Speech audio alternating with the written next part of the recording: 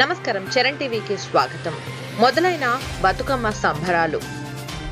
తెలంగాణలో బతుకమ్మ పండుగ రానే వచ్చేసింది. పల్లెలు పట్టణాలు ఉయ్యాల పాటలతో మార్మోగనున్నాయి.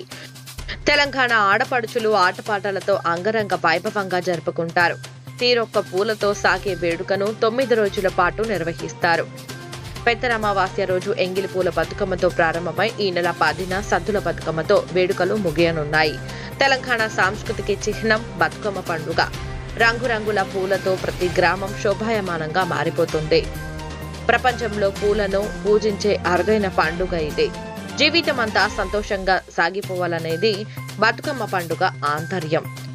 గునుగు పూలు, తంగేడు పూలు, పట్టుకుచ్చు, బంతి, చామంతి వంటి రకరకాల పూలతో బతుకమ్మను పేర్చుతారు.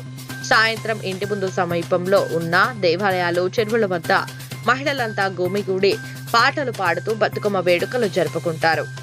బతుకమ్మలను చెరువులలో, కుంటలలో సాగనంపిన తర్వాత నువ్వులు, బియ్యం, పల్లెలతో చేసిన సత్తు ముద్దలను మహిళలు నైవేద్యంగా భావించి ఒకరినొకరు వాయనం ఇచ్చిపుచ్చుకుంటారు.